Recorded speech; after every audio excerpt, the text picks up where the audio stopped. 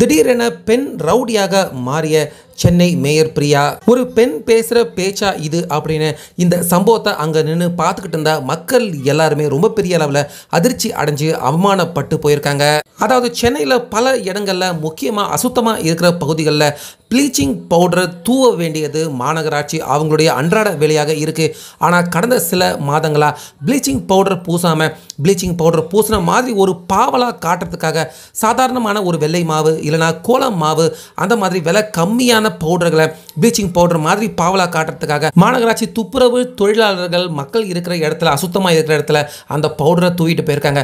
So அதை எடுத்துக்கிட்டு மக்களோட சேர்ந்து பத்திரிகையாளர் ஒருத்தர் இன்னைக்கு மேயர் பிரியா அவங்க கிட்ட அந்த பவுடரை காட்டி நியாயம் கேட்டிருக்காரு. ஸோ அந்த நியாயம் கேட்ட இடத்துல தான் என்ன நடந்திருக்கு, மேயர் பிரியா எப்படிப்பட்ட பதிலை அவங்க கொடுத்துருக்காங்க அப்படிங்கிறத நீங்களே பாருங்க. இதுல சின்னதா ஒரு ஸ்மெல் வருதான்னு மட்டும் பாருங்களேன். குறைஞ்சபட்ச ஸ்மெல் கூட வரல மேடம்.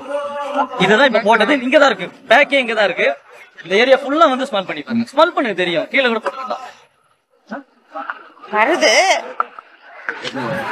உங்களுக்கு ப்ளீச்சிங் பவுடரே கிடையாது. நீங்க வாங்கல, ஆனா கேமரால நான் போய் தள்ளி போங்களா தெரியல.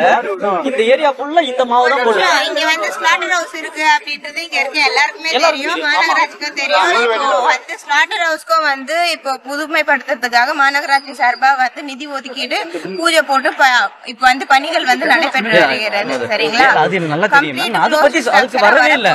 சென்னை மாநகராட்சி இந்த பவுடர் தான் போடுறாங்க. ப்ளீச்சிங் பவுடர் போட்டிருந்தா கொஞ்சமாச்சு இந்த ஸ்மெல் வந்து அரெஸ்ட் ஆயிருக்கும். குறைஞ்சபட்சம் கிருமி நாசினி தான். இது என்ன பவுடர்? கொஞ்சமா நீங்க சொல்லுங்க. எனக்கு தெரியல, நீங்க தான் நான் உங்க கவனத்துக்கு கொண்டு வந்திருக்கேன். பவுடர் போட்டு போவாங்களா என்ன? அதுதான் மேடம், இது நான் உங்க கவனத்துக்கு கொண்டு வந்திருக்கேன். மேடம் இது சரியான பதிலே இல்ல மேடம். இது நான் இது வேணா இது கொண்டு போங்க, இதை வேணா ஆய்வு பண்ணுங்க. இல்ல இது வந்து ப்ளீச்சிங் பவுடர் தான் அப்படின்னா எம்எல் ஆக்ஷன் எடுங்க. வாங்க, அதுதான் சொல்றேன், வாங்க நேர்ல வந்து காட்டுறேன். நான் இந்த மாதிரி மேடம் இது பான்ஸ் பவுடரான்னு சொல்லிட்டு போறீங்க, இது சரியான பதிலா மேடம்? இது நான் பான்ஸ் பவுடரா? நான் உங்க கவனத்துக்கு கொண்டு வரேன். நான் பிரஸ் மீட்டே பண்ணலனாலும் நீங்க you should answer. No I know that நான் ஆன்சர் பண்ணனும் தான்.